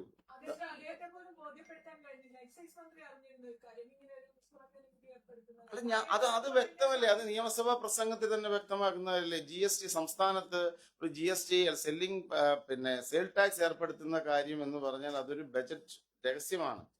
സംസ്ഥാന മുഖ്യമന്ത്രി പ്രസംഗത്തിന് കേരളത്തിന്റെ ചരിത്രത്തിൽ ഏത് നികുതി ഏർപ്പെടുത്താൻ പോകുന്ന എന്ന് എത്ര ശതമാനം നികുതി ഏർപ്പെടുത്താൻ ഞാനൊന്ന് പറയട്ടെ, ഞാൻ പൂർത്തീകരിക്കട്ടെ, ദയവായി ഞാൻ പൂർത്തീകരിക്കട്ടെ. സംസ്ഥാനത്ത് ഒരു ധനകാര്യമന്ത്രി ബജറ്റ് അവതരിപ്പിക്കുന്നതിന് മുമ്പ് ഇത്ര ശതമാനമാണ് നികുതി ഏർപ്പെടുത്തുന്നത് എന്ന് ഏതെങ്കിലും വല്ല വകുപ്പ് മന്ത്രിമാരോടും പറയാറുണ്ടോ? അതിന്റെ ആവശ്യമുണ്ടോ? അതെന്താ മനസ്സിലാക്കാത്തത്? പക്ഷെ ഞാനിതിന്റെ എക്സിക്യൂഷൻ സൈഡിലേക്ക് പറഞ്ഞു. അപ്പോൾ മാത്രമാണ് യഥാർത്ഥത്തിൽ അത്തരത്തിലൊരു വലിയ ചർച്ചയുടെ പ്രശ്നം. GST വകുപ്പിനെ സംബന്ധിച്ചും ധനവകുപ്പിനെ സംബന്ധിച്ചും വരുമാനം ലഭിക്കേണ്ട കാര്യങ്ങളെ സംബന്ധിച്ച് എടുക്കുന്ന തീരുമാനം ഇത് തമ്മിൽ കൂട്ടിക്കെട്ടണ്ട. വിൽപ്പന എന്നത് തികച്ചും വ്യത്യസ്തമായ ഒരു കാര്യമാണ്. മറ്റേതൊരു ഫിനാൻഷ്യൽ ഡിസിഷനാണ്. അതും ഒരു പോളിസി ഡിസിഷൻ തമ്മിൽ കൂട്ടിക്കെട്ടണ്ട. അല്ല, ഞാൻ പറഞ്ഞത് ഞാൻ വ്യക്തമാക്കി എന്നാണ് ഞാൻ കരുതുന്നത്. ഇതിൽ കൂടുതൽ അതിൽ വിശദീകരിക്കാൻ അർത്ഥമില്ല. മുഖ്യമന്ത്രിക്ക് അത് ഡിസൈഡ് ചെയ്യാം. അദ്ദേഹം ധനകാര്യമന്ത്രി ആയതുകൊണ്ട് അദ്ദേഹത്തിന് ഡിസൈഡ് ചെയ്യാം. താങ്കളോട് അത് പറയേണ്ടതുള്ളത്. താങ്കൾ ഇന്നലെ തിരുവല്ലയിൽ പറഞ്ഞൊരു കാര്യമുണ്ട്. സാധാരണക്കാരായ ജനങ്ങൾ കൂടി വോട്ട് ചെയ്ത് അധികാരത്തിൽ വന്ന ഒരു സർക്കാരാണ്. അങ്ങനെയാണ് 102 സീറ്റ്. അതല്ലേ പോളിസി? ഓക്കെ, പറയട്ടെ. സീറ്റ് കിട്ടിയെന്ന് പറയുന്നു. അങ്ങനെയാണെങ്കിൽ ഇതിന് ശേഷം താങ്കൾക്കുള്ള അല്ലെങ്കിൽ ഒരു വിയോജിപ്പ് ഏതെങ്കിലും തരത്തിൽ മുഖ്യമന്ത്രിയിലേക്ക് അല്ല, നിങ്ങൾ ഇങ്ങനെ ഇത് വരികൾ നിങ്ങളുടെ പദാവലികൾ ദയവായി എന്റെ നാവിലേക്ക് തിരികാതിരിക്കുക. വിയോജിപ്പ് എന്ന് ഞാൻ പറഞ്ഞു എവിടെയെങ്കിലും അത് നിങ്ങൾക്ക് ഊഹിക്കുന്ന കാര്യങ്ങൾ. ഞാൻ എന്റെ പൊസിഷൻ വളരെ കൃത്യമാണ്. കേരളത്തിൽ ഈ ഗവൺമെന്റിനെ നിങ്ങൾ ആ LDF സർക്കാർ ഇറക്കിയിരിക്കുന്ന നോട്ടിഫിക്കേഷൻ വായിക്കണം. On the basis of abkari policy 2022 we are issuing this notification എന്നാണ് 2023 നോട്ടിഫിക്കേഷൻ പറയുന്നത്. എന്ന് പറഞ്ഞാൽ അവരുടെ പോളിസി എന്ന് പറഞ്ഞാൽ ലോ ആൽക്കോളിക് ബ്യൂറേസ് ഇൻട്രൊഡ്യൂസ് ചെയ്യുക എന്നുള്ളതായിരുന്നു. അതേ കാര്യം മെൻഷൻ ചെയ്തിട്ടാണ് 40 ലിക്കറും 40 വൈൻസും പറയുന്നത്. അപ്പൊ എക്സൈസ് വകുപ്പ് മന്ത്രി ഞാൻ പറയുന്നു, ഇവിടെ വിൽക്കണോ എന്നുള്ള തീരുമാനം കൃത്യമായി എന്തിന്റെ അടിസ്ഥാനത്തിലാണോ? അബ്കാരി പോളിസിയുടെ അടിസ്ഥാനത്തിലാവണം. അബ്കാരി പോളിസി ഇതുവരെ എന്ത് ചെയ്യപ്പെട്ടിട്ടില്ല, തീരുമാനിക്കപ്പെട്ടിട്ടില്ല. അതിന്റെ ചർച്ചകൾ, പ്രാഥമിക ചർച്ചകൾ എക്സൈസ് വകുപ്പ് തുടങ്ങുന്നു. UDF ഉൾപ്പെടെ ചർച്ച നടക്കും. അബ്കാരി പോളിസി വരുമ്പോൾ മാത്രമേ യഥാർത്ഥത്തിൽ ഇതിന് ഏത് സമിതി വിൽപ്പനാനുമതിയെ സംബന്ധിക്കുന്ന കാര്യങ്ങളിൽ തീരുമാനമെടുക്കേണ്ടതുള്ളൂ. ബാക്കിയൊക്കെ തന്നെ ഒരു ഫിനാൻഷ്യൽ തീരുമാനം എന്നതിനപ്പുറത്ത് വിൽക്കാനുള്ള ലൈസൻസ് അല്ല. അതാണ് ഞാൻ വളരെ കൃത്യമായി പറയുന്നത്. വിൽക്കാനുള്ള ലൈസൻസ് അല്ല. അബ്കാരി പോളിസി വരാതെ എക്സൈസ് മന്ത്രി എന്ന നിലയിൽ എന്റെ മുമ്പിൽ ഇത് വിൽക്കാനുള്ള ഒരു അപേക്ഷ വന്നാൽ അത് ഡിനേ ചെയ്യുക എന്നുള്ളതാണ് സ്വാഭാവികമായും. അല്ലാതെ അബ്കാരി പോളിസി വന്നിട്ടില്ല. അബ്കാരി പോളിസി വന്നിട്ടേ പറ്റുകയുള്ളൂ എന്നാണ് CM പ്രഖ്യാപിച്ചിരിക്കുന്നത്. അപ്പൊ വ്യക്തമല്ലേ കാര്യങ്ങൾ? പിന്നെയും നിങ്ങൾ ഇങ്ങനെ ചോദിക്കുന്നതിന് എന്താണ് അർത്ഥം? പിന്തുടരുന്നില്ലല്ലോ. അല്ല, എന്താണ് പ്രവീണ, നിങ്ങൾ വീണ്ടും ആവർത്തിക്കുകയാണ്. ഞാൻ പറഞ്ഞത് ഇതുവരെ മനസ്സിലാവുന്നില്ല എന്ന് പറഞ്ഞാൽ അത് ഖേദകരമാണ്. വിൽക്കുക എനിക്ക് അപ്പൊ ഞാൻ വളരെ കൃത്യമായിട്ട് പറഞ്ഞില്ലേ, വിൽക്കാൻ കഴിയില്ല. നിലവിൽ ഇവിടെ നികുതി വന്നതുകൊണ്ട് മാത്രം വിൽക്കാൻ കഴിയില്ല. അതൊന്നും ഇവിടെ നികുതി ഉണ്ടല്ലോ. ഞാന് സത്യത്തില് വെറുതെ യഥാർത്ഥത്തിൽ ഞാൻ ആലോചിക്കുകയായിരുന്നു. ഇവിടെ നിലവിൽ വിൽപ്പന നികുതി ഉണ്ട്. 251% വിൽപ്പന. ഞാൻ പറയട്ടെ, വിൽപ്പന നികുതി ഉള്ള ഒരു പ്രോഡക്റ്റ് ആണ് ഇവിടെ ഈ ലോ ആൽക്കോളിക് ബിവറേജ്. ഇവിടെ ആ വിൽപ്പന നികുതി വിൽക്കാൻ അനുമതി ഉണ്ടെങ്കിൽ അത് കുറയ്ക്കാനായിട്ട് തീരുമാനിച്ചു. വിൽക്കാൻ അനുമതി ഇല്ല നിലവിൽ. മനസ്സിലായില്ലേ? കേരളത്തിൽ UDFന്റെ അബ്കാരി പോളിസി നിലവിൽ വരുമ്പോൾ മാത്രമാണ് വിൽക്കാൻ അനുമതി ഉള്ളത് എന്നുള്ളതാണ് എന്റെ ബോധ്യം. വളരെ കൃത്യമായിട്ട് ഞാൻ പറയാൻ ആഗ്രഹിക്കുന്നു. എന്റെ ബോധ്യം അതാണ്. എന്റെ മുമ്പിലുള്ള അബ്കാരി റൂൾസ് പ്രകാരം, registration of brands in Kerala rules പ്രകാരം ഇവിടെ ഒരു തുള്ളി മദ്യം വിൽക്കണമെങ്കിൽ ആ മദ്യവിൽപ്പനയ്ക്ക് വേണ്ടിയുള്ള പെർമിറ്റിന് സംസ്ഥാന എക്സൈസ് കമ്മീഷണർക്ക് അപേക്ഷ കൊടുക്കണം. ആ സംസ്ഥാന എക്സൈസ് കമ്മീഷണർക്ക് മുമ്പായി അപേക്ഷ കൊടുത്ത് ബ്രാൻഡ് രജിസ്റ്റർ ചെയ്തെങ്കിൽ മാത്രമേ ഇവിടെ വിൽപ്പന നടക്കുകയുള്ളൂ. കഴിഞ്ഞ ഗവൺമെന്റിന്റെ സമയത്ത് തന്നെ ഈ പറഞ്ഞ പ്രോഡക്റ്റുകൾ ഈ മിലിറ്ററി ക്യാൻറ്റീനുകൾ വിൽക്കാൻ എനിക്ക് കിട്ടിയ വിവരം അങ്ങനെയാണ്. വിൽക്കാൻ വേണ്ടി ബ്രാൻഡ് രജിസ്റ്റർ ചെയ്തു കഴിഞ്ഞ ഗവൺമെന്റുകാണ്. എന്നിട്ട് വിൽപ്പന നികുതി കുറഞ്ഞതായതുകൊണ്ട് ക്യാൻറ്റീനുകളിൽ വിൽക്കുന്നുണ്ട് എന്ന് പറഞ്ഞാൽ ബ്രാൻഡ് രജിസ്ട്രേഷൻ എന്നത് ഈ ആർമി ക്യാൻറ്റീനുകളിലും മറ്റും ഈ ഇത്തരം ക്യാൻറ്റീനുകൾ വിൽക്കാനുള്ള ബ്രാൻഡിങ് അവർ കൊടുത്തിട്ടുണ്ട്. പക്ഷേ ഇപ്പോൾ നിലവിൽ ഈ വിൽപ്പനയ്ക്ക് വേണ്ടി ഒരു ബ്രാൻഡ് രജിസ്ട്രേഷന് ഒരു അപേക്ഷ സംസ്ഥാന എക്സൈസ് വകുപ്പിന് മുമ്പിൽ വന്നാൽ സംസ്ഥാന എക്സൈസ് മന്ത്രി എന്ന നിലയിൽ എന്റെ പോളിസി വ്യക്തമാണ്. അതിന് അനുമതി നിഷേധിക്കുക എന്നുള്ളത് തന്നെയാണ് എന്റെ നിലപാട്. അല്ല, അങ്ങനെ മുഖ്യമന്ത്രി അങ്ങനെ മോഹൻ പറഞ്ഞില്ലല്ലോ. മുഖ്യമന്ത്രി പറഞ്ഞത് അബ്കാരി പോളിസി, ഞാൻ പറഞ്ഞ കാര്യം വ്യക്തമല്ലേ? അബ്കാരി പോളിസിയിൽ അങ്ങനെയാണെങ്കിൽ, ഇപ്പൊ അബ്കാരി പോളിസിയിൽ അങ്ങനെയാണ്, അബ്കാരി പോളിസി ഭാവി വരുമ്പോ അങ്ങനെയാണെങ്കിൽ അത് നടക്കും. അബ്കാരി പോളിസി എന്താണെന്ന് ഇതുവരെ തീരുമാനിക്കപ്പെട്ടിട്ടില്ല. അത് തീരുമാനിക്കട്ടെ, അതുവരെ നിങ്ങൾ വെയിറ്റ് ചെയ്യൂ. അബ്കാരി പോളിസി വരുന്നതിന്, അതുകൂടെ പറയാം, അബ്കാരി പോളിസി വരുന്നതിന് മുൻപാണ് ഒരു അപേക്ഷ വരുന്നതെങ്കിൽ ഞാൻ തീർച്ചയായിട്ടും എന്റെ അതിന് വ്യക്തമായ നിലപാടാണ്. എന്താണ്, ഞാൻ എന്റെ ഇൻസ്ട്രക്ഷൻ അത് റിജക്ട് ചെയ്യുക എന്നത് തന്നെ ആയിരിക്കും എന്ന് പറഞ്ഞാൽ അതിനപ്പുറത്ത് വേറെ എന്തെങ്കിലും കാര്യമുണ്ടോ? ഇല്ല, ഇനി ഈ കാര്യത്തിന് മറുപടി ഇല്ല. പ്ലീസ് നമ്മൾ ഇന്നത്തെ ഈ ആന്റി നാർക്കോട്ടിക് ഡേയിൽ ജനങ്ങളുടെ ഭാഗത്തുനിന്ന് ചോദിക്കുന്നതാണ് ഇത്രയേ ഉള്ളൂ. എക്സൈസ് മന്ത്രിക്ക് ഇത് ബോധ്യമായി, ശരിയാണ്, സാധാരണക്കാർക്ക് ഇത് ബോധ്യമാകുന്നില്ല. അതുകൊണ്ടാണ് എങ്കിൽ പിന്നെ അങ്ങനെ ഒരു മദ്യനയം വന്നതിന് ശേഷം എങ്ങനെ ഒരു തീരുമാനം പറഞ്ഞാൽ അത് നിങ്ങളുടെ ഈ ബജറ്റ് മാറ്റി വെക്കണമെന്ന് പറയാൻ പറ്റുമോ? ഇവിടെ ഈ സംസ്ഥാന ബജറ്റ്, റിവേഴ്സ്ഡ് ബജറ്റ് അവതരിപ്പിക്കുമ്പോൾ ആ ബജറ്റുമായി ബന്ധപ്പെട്ട ഒരു നികുതി നിർദ്ദേശത്തിൽ മുഖ്യമന്ത്രി ഉൾപ്പെടുന്ന ധനകാര്യ വകുപ്പ് ഒരു തീരുമാനം എടുക്കാൻ പിന്നെ ബജറ്റ് എങ്കിൽ 6 മാസം കഴിഞ്ഞ് പറയാൻ പറ്റുമോ? ഇപ്പൊ ബജറ്റ് ഇപ്പം വന്നുകൊണ്ട് അതിലൊരു ധനാഗമ മാർഗങ്ങളെ കുറിച്ച് ഒരു പോർഷൻ ഉണ്ടായെന്ന് കണക്കാക്കിയ പോരെ? നിങ്ങളതിനെ എന്താണ് വില നിർത്തി കാണുന്നത്? ഉമ്മൻചാണ്ടി സർക്കാരിന്റെ കാലത്ത് 30-ൽ താഴെ ബാർ ഉണ്ടായിരുന്ന സംസ്ഥാനത്ത് ഇപ്പോൾ 1000-ൽ മുകളിൽ ബാറുകളുണ്ട്. അതുപോലെ തന്നെ ബാർ സമയം കൂട്ടിയതിൽ വലിയ ശ്രമങ്ങൾ നടത്തിയിട്ടുണ്ടെങ്കിൽ എന്താണ് ഇക്കാര്യത്തിൽ നയം ഉണ്ടാവുക? നയം ഉണ്ടാവില്ല, അതല്ലേ നയം വരുന്നത്. അബ്കാരി നയത്തിൽ വരുമല്ലോ. ബാറിന്റെ സമയം കുറിച്ച് ചർച്ച ഉണ്ടാവും. പിന്നെ സംസ്ഥാനത്തെ ബിവറേജസ് ഔട്ട്ലെറ്റുകളുടെ നിലവാരത്തെ കുറിച്ചുള്ള പരാമർശം ഉണ്ടാവും. ബാറുകളുടെ നിലവാരത്തെ കുറിച്ച് പരാമർശം ഉണ്ടാവും. പിന്നെ എഡ്യൂക്കേഷനെ സംബന്ധിച്ച് പരാമർശം ഉണ്ടാവും. എല്ലാ കാര്യവും അബ്കാരി നയം, UDFന്റെ അബ്കാരി നയം വളരെ കോംപ്രിഹെൻസീവായ ഒന്നായിരിക്കും എന്നുള്ളതാണ് ഞാൻ കരുതുന്നത്. സംസ്ഥാന എക്സൈസ് മന്ത്രി ഞാൻ കരുതുന്നത് അങ്ങനെയാണ്. അങ്ങനെ ആയിരിക്കും വരാൻ പോകുന്നത്. അതെല്ലാം നയം വരട്ടെന്ന്, നയം വരട്ടെ. നയത്തിലല്ലേ ചർച്ച പറയേണ്ടത്. എന്റെ നിലപാട് ഞാൻ ചോദിക്കട്ടെ, അത് ശരിയാണോ? എന്റെ നയത്തില് ഞാനൊരു എക്സൈസ് ഓഫീസ് മന്ത്രിയായിട്ട് നിൽക്കുമ്പോൾ ഡിബേറ്റബിൾ ആയ ഒരു സബ്ജക്റ്റിൽ പല അഭിപ്രായങ്ങളുള്ളവരില്ലേ? ചിലർ പറയും ഇങ്ങനെ വേണം, ചിലർ പറയും ഇങ്ങനെ വേണം. ഞാൻ തന്നെ നേരത്തെ എന്റെ അഭിപ്രായം ഇങ്ങനെയാണെന്ന് പറഞ്ഞ് മുൻകി സൃഷ്ടിക്കുന്ന നടത്തുള്ളൂ. എനിക്ക് എന്റെ വ്യക്തമായ നിലപാടുണ്ട്. ആ നിലപാടെന്ന് പറഞ്ഞാൽ ഞാൻ ചെറുപ്പം മുതൽ പ്രവർത്തിച്ചു വരുന്ന കോൺഗ്രസ് എന്ന് പറയുന്ന രാഷ്ട്രീയ പ്രസ്ഥാനത്തിന്റെ രാഷ്ട്രീയ ആദർശങ്ങളുമായി ബന്ധപ്പെട്ടതാണ്.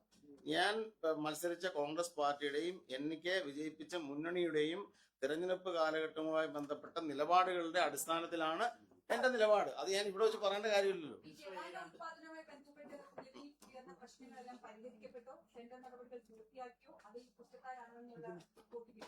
ജവാന്റെ കാര്യത്തിൽ, ജവാൻ സംസ്ഥാനത്ത് ഉത്പാദിപ്പിക്കപ്പെടുന്ന മദ്യമാണ്. ഇത് ഉത്പാദിപ്പിക്കുന്നത് തിരുവല്ലയിലെ ട്രാവൻകൂർ ഷുഗേഴ്സിലാണ്. ഞാൻ സംസ്ഥാന എക്സൈസ് മന്ത്രിയെ ചുമതലയേറ്റതിനു ശേഷമുള്ള കഴിഞ്ഞ ഒരു മാസത്തിനിടയിൽ ബിവറേജ് കോർപ്പറേഷനിൽ നടന്ന മീറ്റിംഗിലൂടെ എനിക്ക് മനസ്സിലായ കാര്യം, ഇതൊക്കെ മനസ്സിലാക്കിക്കൊണ്ടാണല്ലോ പോകുന്നത്.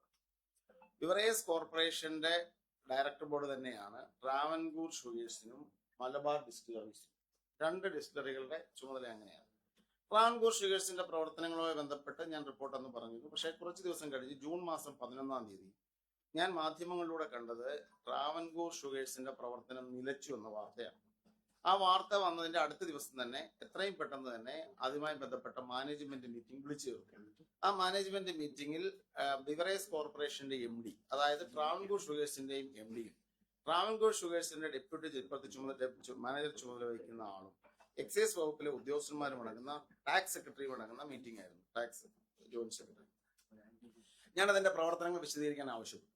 ഞാൻ അതിന്റെ റിപ്പോർട്ട് പ്രകാരം എനിക്ക് മനസ്സിലായ കാര്യം ഇങ്ങനെയാണ്. ട്രാവൻകൂർ ഷുഗേഴ്സിൽ 2 തരം ജവാൻ പ്രോഡക്റ്റ് ആണ് വിൽക്കുന്നത്.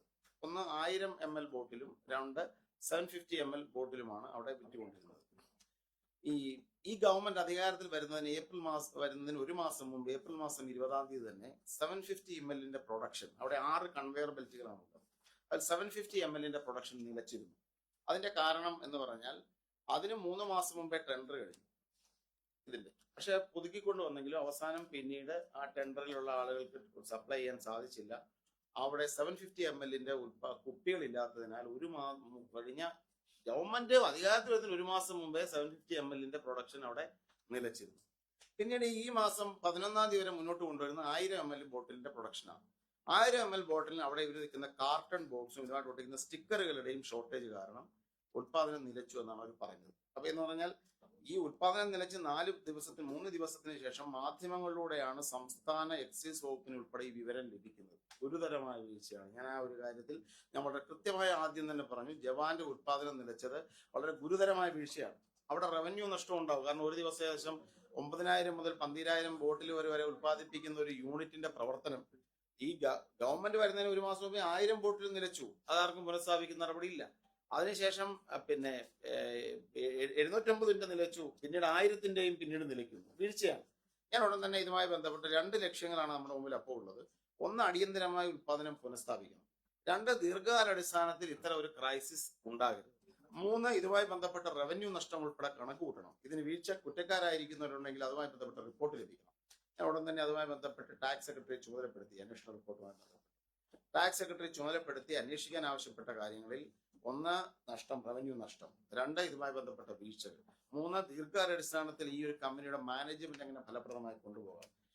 പിന്നെ അടിയന്തരമായ ഉത്പാദനം പുനഃസ്ഥാപിക്കുക. ഇതിന്റെ റിപ്പോർട്ട് ഞാൻ വെയിറ്റ് ചെയ്യുകയാണ്. കഴിഞ്ഞ ദിവസം 25-ാം തീയതി ഇന്നലെ അതിന്റെ പ്രൊഡക്ഷൻ ആരംഭിച്ചു. 1000 ml ബോട്ടിൽ. ഞാൻ ഇന്നലെ അവിടെ സന്ദർശിച്ച് അവിടുത്തെ തൊഴിലാളികളുമായും ജീവനക്കാരുമായും പ്രധാനപ്പെട്ട ആളുകളുമായും എല്ലാവരുമായും സംസാരിച്ച് അതിന്റെ അടിസ്ഥാനപരമായ പ്രശ്നങ്ങൾ മനസ്സിലാക്കിയിട്ടുണ്ട്. മാനേജ്മെന്റ്, അതായത് ഈ ട്രാവൻകൂർ ഷുഗേഴ്സ് ഒക്കെ പോലെയുള്ള ഒരു കമ്പനിയുടെ ഡെപ്യൂട്ടർ മാനേജർ സ്ഥാനത്തേക്കൊക്കെ തന്നെ ഒട്ടും പ്രൊഫഷണൽ ആയിരിക്കുന്ന ആളുകളെ അല്ല നിയമിക്കപ്പെട്ടിട്ടുള്ളത്. ഞാനത് പറയുന്നതിനകത്ത് എനിക്ക് ബുദ്ധിമുട്ടൊന്നും തന്നെയില്ല. മലബാർ ഡിസ്റ്റിലറീസിന്റെ അവിടെ ഒരു വെയർഹൗസിംഗ് കോർപ്പറേഷന്റെ ജനറൽ മാനേജർ, അവിടുത്തെ ഒരു ഉദ്യോഗസ്ഥനാണ്.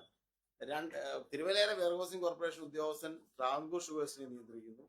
ചിറ്റൂരിലെ ഒരു വെയർഹൗസിംഗ് കോർപ്പറേഷൻ ഉദ്യോഗസ്ഥൻ മലബാർ ഡിസ്റ്റിലറീസിനെ നിയന്ത്രിക്കുന്നു. ഇതൊക്കെയാണ് സംസ്ഥാനത്തെ ഒരു പ്രധാനപ്പെട്ട ധനകാര്യ റവന്യൂ തന്നുകൊണ്ടിരിക്കുന്ന സ്ഥാപനങ്ങളുടെ തലപ്പത്തുണ്ടായിരിക്കുന്ന മാനേജ്മെന്റ് സിസ്റ്റം. ഇതിനൊക്കെ ഫ്ലോസ് ആണ്. ഇതിന്റെയൊക്കെ തലപ്പത്ത് വരേണ്ടത് ഏറ്റവും മികച്ച മാനേജ്മെന്റ് വൈദഗ്ധ്യമുള്ള വർഷങ്ങളുടെ അനുഭവ സമ്പത്തുള്ള ആളുകളാണ്. ഞാൻ അതുമായി ബന്ധപ്പെട്ട നിർദ്ദേശങ്ങൾ ടാക്സ് ഡിപ്പാർട്ട്മെന്റിൽ നിന്നും മറ്റും ആവശ്യപ്പെട്ടിരിക്കുകയാണ്. അപ്പോൾ അതിന്റെ റിപ്പോർട്ട് വെയിറ്റ് ചെയ്യുകയാണ്. ഇതാണ് സ്ഥിതി.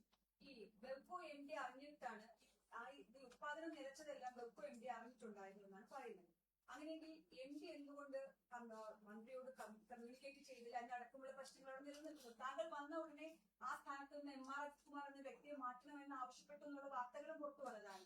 അദ്ദേഹത്തിന് അവിടെ വെച്ച് പൊറപ്പിക്കാൻ തന്നെയാണ്. അല്ല, അന്വേഷണം ഞാൻ പറയും, ഇതൊക്കെ മുൻവിധിയോടുകൂടി ഒന്നിനും പെരുമാറാൻ ഞാനില്ല. ഞാൻ ഏതെങ്കിലും ഒരു വ്യക്തിക്കെതിരായിട്ട് എതിരാണ് അങ്ങനെയുള്ള കാര്യങ്ങൾ, അതൊക്കെ വെറും മുൻവിധിയോടുള്ള പരാമർശങ്ങളാണ്.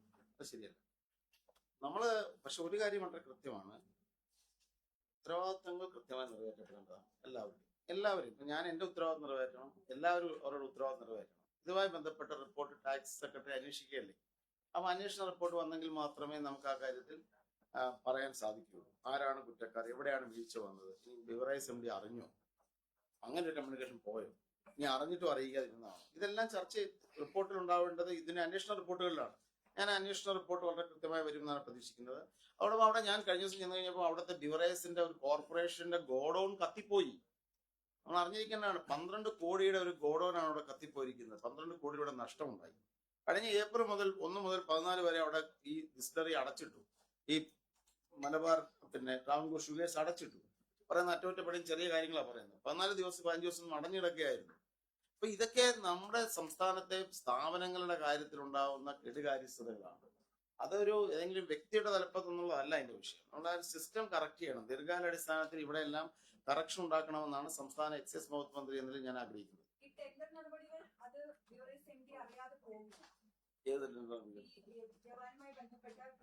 ടെൻഡറിലെ എനിക്ക് മനസ്സിലായത്, ഞാൻ ഇതിലൂടെ ആദ്യഘട്ടത്തിൽ എനിക്ക് മനസ്സിലായിരിക്കുന്നത്, അപ്പൊ ആദ്യഘട്ടത്തിൽ ഉത്പാദനം 750 ml കാര്യമാണല്ലോ നിന്നത്. 750 ml കുപ്പി നൽകുന്ന ടെൻഡർ കമ്പനികൾ, ടെൻഡറിൽ പങ്കെടുത്തവർ അതുമായി ബന്ധപ്പെട്ട രേഖകൾ നൽകാത്തത് കൊണ്ട് അവരുടെ ടെൻഡർ കൺഫേം ചെയ്യാൻ സാധിച്ചതെന്നാണ് പറഞ്ഞത്. അതിന്റെ കാരണമായി അവർ പറയുന്നത് ടെൻഡർ കമ്പനികൾ, ഈ കമ്പനികളെ ഗൾഫ് യുദ്ധവുമായിട്ട് ബന്ധപ്പെട്ടൊക്കെ ഒരു കൂടുതൽ വില ഉയർത്താനുള്ള ഒരു പ്രഷർ അവർക്ക് ഈ പ്രോഡക്ട്സിന്റെ കാര്യത്തില്, കുപ്പിയുടെയൊക്കെ തന്നെ ഈ റോ മെറ്റീരിയൽസിന്റെ വില കൂടിയത് കൊണ്ട് കൂടുതൽ വില ഉയർത്താൻ വേണ്ടി അവർ ശ്രമിച്ചു തുടങ്ങിയ കാര്യങ്ങളാണ് അവിടെ ഉയർന്നു വന്നിട്ടുള്ളത്. ടെൻഡറിനകത്തും അതുകൊണ്ടാണ് ടെൻഡർ നടപടികളും പൂർത്തിയാവാഞ്ഞതെന്ന് പറയപ്പെട്ടിട്ടുണ്ട്. ഇപ്പോൾ പുതുതായിട്ട് ടെൻഡർ കൊടുക്കാൻ ഞാൻ പറഞ്ഞിട്ടുണ്ട്. ഇപ്പോഴാണ് പുതിയ ഈ 750 ml വേണ്ടി ടെൻഡർ വിളിച്ചു. എല്ലാവർക്കും അതിൽ പങ്കെടുക്കാം. മറ്റൊരു കാര്യം, തമാശയാണെങ്കിലും ഞാൻ എന്റെ ഫേസ്ബുക്ക് പേജിലൊക്കെ തന്നെ പലരും എഴുതി ജവാന്റെ കുപ്പി അടയുന്നില്ല എന്നൊക്കെ പറഞ്ഞിരുന്നപ്പോ ഞാൻ ആദ്യം വെച്ചാൽ കളിയാക്കി പറയുന്നതാണ്, അല്ലെങ്കിൽ കുപ്പി ബാഗിലിട്ട് കൊണ്ടുപോകാൻ പറ്റുന്നില്ല എന്നൊക്കെ. പക്ഷെ ഇന്നലെ അവിടെ ചെന്ന് കഴിഞ്ഞപ്പോ കുപ്പിയൊക്കെ വളരെ ലോ ക്വാളിറ്റി കുപ്പികളാണ്, അത് അടപ്പൊക്കെ തന്നെ. അപ്പൊ നമ്മളതിൽ ഒരു നിലവാരം എന്ന് പറഞ്ഞാൽ അതിലൊക്കെ തന്നെ ഒരു ഒരു മദ്യപാനത്തെ നമ്മൾ പ്രോത്സാഹിപ്പിക്കുന്നില്ലേലും നമ്മുടെ കുപ്പിയൊക്കെ തന്നെ വൃത്തിയായിട്ട് വേണം എന്നുള്ള അഭിപ്രായം ഞാൻ ഇന്നലെ പറഞ്ഞിട്ടുണ്ട്. അപ്പൊ ടെൻഡറിലൊക്കെ അത്തരം ഒരു സ്റ്റാൻഡേർഡ് നിലനിർത്തിക്കൊണ്ടുള്ള കാര്യങ്ങൾ ചെയ്യണമെന്ന്. അതൊരു പ്രോഡക്റ്റ് ആണല്ലോ എന്ത് പറഞ്ഞാലും എന്ന് പറഞ്ഞിട്ടുണ്ട്. ടെൻഡറൊക്കെ തന്നെ ഇപ്പോൾ വീണ്ടും ടെൻഡർ വിളിച്ചിട്ടുണ്ട്. ആ ടെൻഡർ സുതാര്യമാണ്, ആർക്കും വേണമെങ്കിലും അത് പങ്കെടുക്കാം. സ്റ്റാൻഡേർഡ് അനുസരിച്ച് പ്രോഡക്ട്സ് വരും.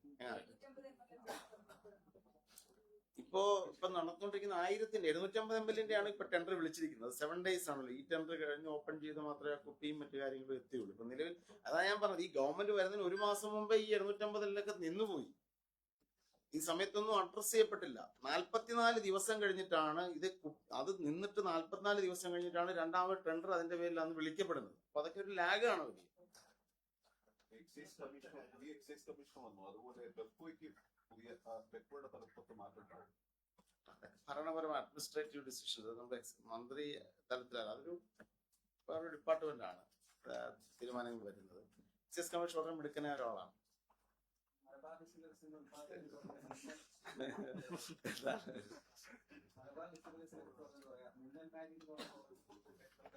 ഞാൻ അതിന്റെ റിപ്പോർട്ട് വരുത്തിയത് കഴിഞ്ഞ ദിവസം. അപ്പൊ അവിടെ ഈ മലബാർ ഡിസ്റ്റിലറീസിൽ 17 കോടി രൂപയുടെ ഇൻവെസ്റ്റ്മെന്റ് നടന്നിട്ടുണ്ട്. എന്ന് പറഞ്ഞാൽ അവിടെ ഇവിടെ ഉത്പാദിപ്പിക്കുന്നത് റമ്മാണ് എന്നാണ് എന്റെ വിശ്വാസം. ജവാൻ ഒരു റമ്മാണ്. അപ്പൊ അവിടെ എന്ന് പറഞ്ഞാൽ ബ്രാൻഡി ആണെന്നാണ്. അപ്പൊ ഈ ബ്രാൻഡി ഉത്പാദനത്തിന് വേണ്ടി 17 കോടി അവിടെ ഇൻവെസ്റ്റ് ചെയ്തിരിക്കുകയാണ് നിലവിൽ. പക്ഷെ ഉത്പാദിപ്പിക്കണോ വേണ്ടയോ എന്ന് പറഞ്ഞാൽ അതൊരു പോളിസി ഡിസിഷനാണ്. ഞാനത് അടുത്ത ദിവസങ്ങളിൽ തന്നെ ആ കാര്യത്തിൽ ഒരു തീരുമാനം ഉണ്ടായി. ഇപ്പൊ ഇൻവെസ്റ്റ് ചെയ്തെങ്കിലും പക്ഷെ അവിടെ ടെൻഡർ ഒന്നും വിളിച്ചിട്ടില്ല. കുപ്പിയോ ഈ സ്റ്റിക്കർ, ഫ്ലേവർ, കാരമൽ എന്നൊക്കെ പറഞ്ഞ് കുറെ പ്രോഡക്ട്സ് ഉണ്ട്. നമ്മൾ എക്സ്ട്രാ ന്യൂട്രൽ ആൽക്കഹോൾ ആണ് ഈ മദ്യത്തിന് വേണ്ടി ഉപയോഗിക്കുന്ന ആൽക്കഹോൾ. അപ്പൊ എക്സ്ട്രാ ന്യൂട്രൽ ആൽക്കഹോൾ ഉണ്ട്, വേണം. കാരമൽസ് വേണം, അതിനകത്ത് ഉപയോഗിക്കുന്ന ഒരു പ്രോഡക്റ്റ് ആണ് കാരമൽ.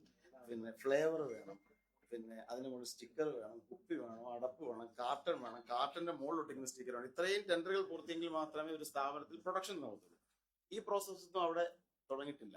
അപ്പൊ ഇനി ഇതെല്ലാം വന്നിട്ട് വേണം പ്രൊഡ്യൂസ് ചെയ്യാൻ. അപ്പൊ പ്രൊഡ്യൂസ് ചെയ്യണോ, അത് മിന്നൽ മാജിക്കിന് വേണോ വേണ്ടോ എന്നുള്ള കാര്യം ഇതൊരു തീരുമാനം എടുത്തിട്ടില്ല. അത് ഫർദറായ ചർച്ചകളിലൂടെ മാത്രമേ തീരുമാനമാവൂ. അതിന് പേരെടുപ്പ് ഒരു 10,000 രൂപ ഒരു സമ്മാനമൊക്കെ പ്രഖ്യാപിച്ചിരുന്നു. അത് ആർക്കെങ്കിലും കൊടുക്കാൻ ഉദ്ദേശിക്കുന്നു? ഈ മിന്നലൊക്കെ കഴിഞ്ഞ സർക്കാരിന്റെ ആണല്ലോ. നമ്മൾ ആ ഒരു ഗവൺമെന്റ് എന്ന് പറഞ്ഞാൽ അടുത്തൊരു മുന്നണി മാറി വന്നതാണ്. ഞങ്ങളുടെ മദ്യനയം അനുസരിച്ച് വേണം, ഇനി വേണോ, ഈ മിന്നലാണോ അത് കൊടുങ്കാറ്റാണോ എന്നൊക്കെ തീരുമാനിക്കേണ്ടത് അതിനുശേഷം മാത്രമാണ്. ഞങ്ങൾ അത് തീരുമാനിച്ചിട്ടില്ല. കഴിഞ്ഞ ഗവൺമെന്റ് അവസാന സമയത്ത് വന്ന വിഭാഗം ഈ ക്ലാസിഫിക്കേഷൻ ഇല്ലാത്ത ഹോട്ടലുകൾക്ക് ബാർ ലൈസൻസ് അന്വേഷണം. ഈ ബാറുകളുടെ കാര്യത്തിൽ ഞങ്ങൾക്ക് വിമർശനം ഉണ്ടല്ലോ. അതായത് UDF സർക്കാരിന്റെ കാലത്തിൽ കേവലം 29 പഞ്ചനക്ഷത്ര ഹോട്ടലുകൾക്ക് മാത്രം ലൈസൻസ് ഉണ്ടായിരുന്നാണ് 900-ൽ പരം ബാറുകളിലേക്ക് ഇപ്പോൾ എത്തിപ്പെട്ടത്. കൂടാതെ 240-ൽ പരം ബിയർ വൈൻ പാർലറുകളും നിലവിലുള്ള സ്ഥിതി. അപ്പൊ ഇതിനി ആ ബാർ ഹോട്ടലുകളുടെ എണ്ണം കൂട്ടാനുള്ള തീരുമാനം നിലവിലില്ല, ഒരു തീരുമാനവും നിലവിലില്ല. അതെല്ലാം ബാർ അബ്കാരി പോളിസിയായിട്ട് ബന്ധപ്പെട്ടാണ്. ഇനി അബ്കാരി പോളിസി കുറയ്ക്കാൻ തീരുമാനിച്ചാൽ കുറയ്ക്കും.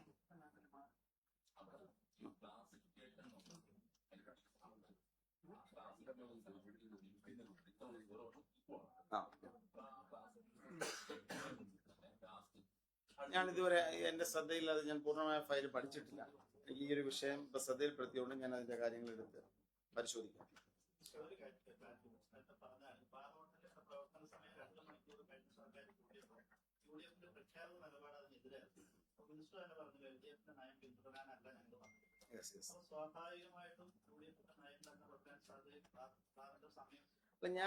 ഞാൻ പറഞ്ഞതിന് സംബന്ധമല്ലേ, ഇപ്പൊ നമ്മൾ അതിനെതിരെ വിമർശനങ്ങൾ ഉണ്ട് എന്നൊരു യാഥാർത്ഥ്യമാണ്.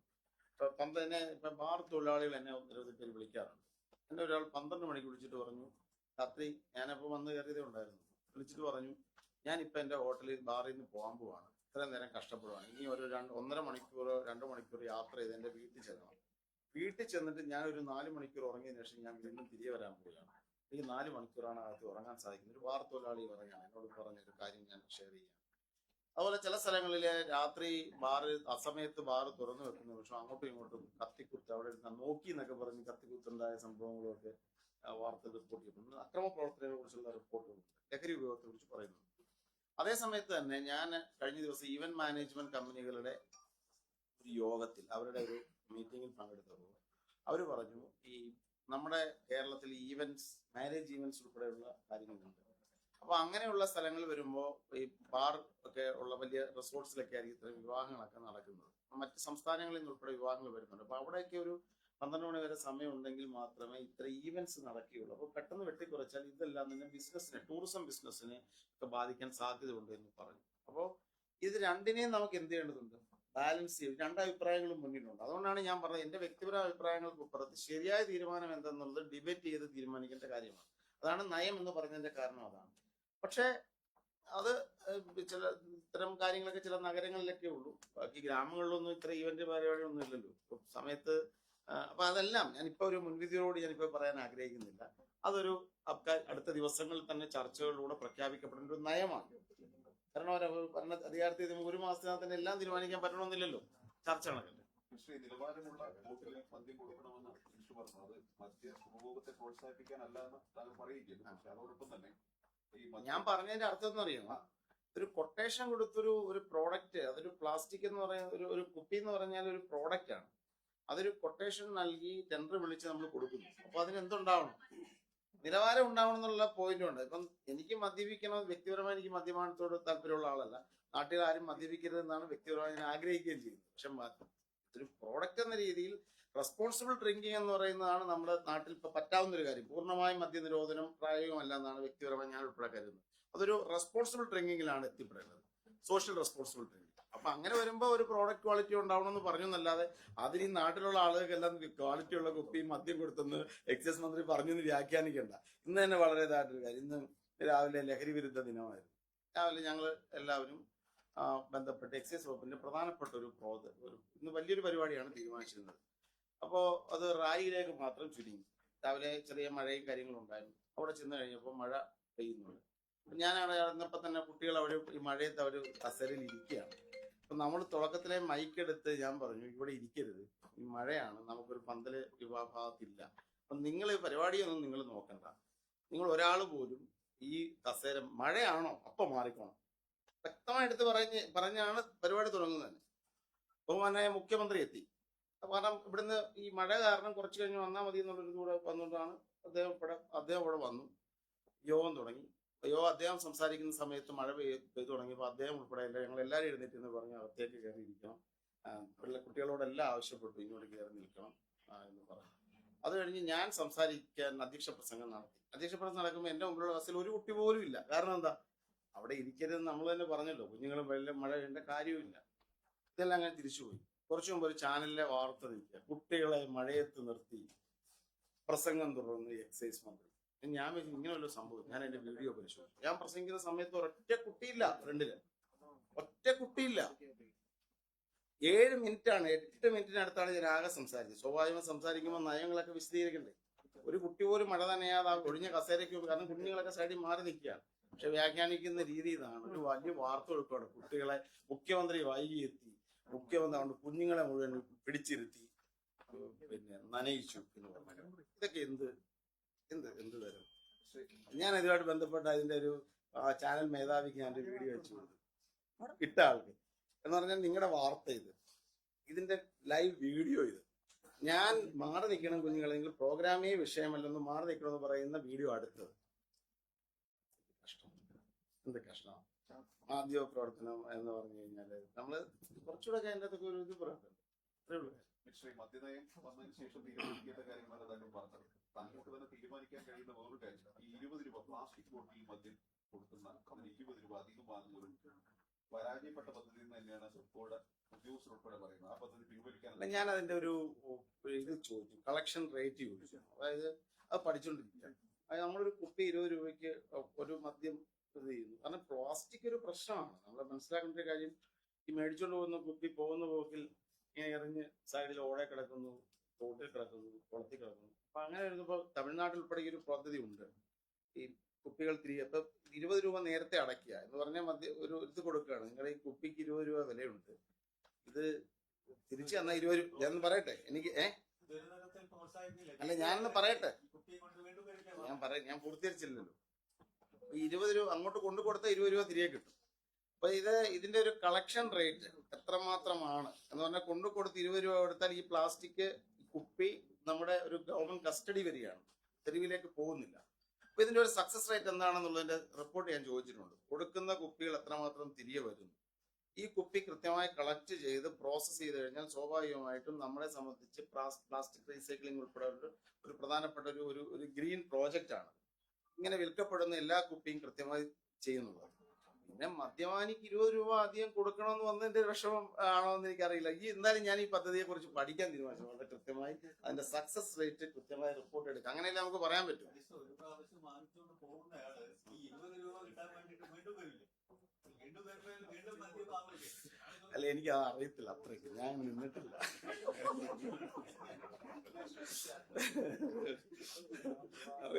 ഫീൽഡിൽ എത്ര പരിചയം പോരാ.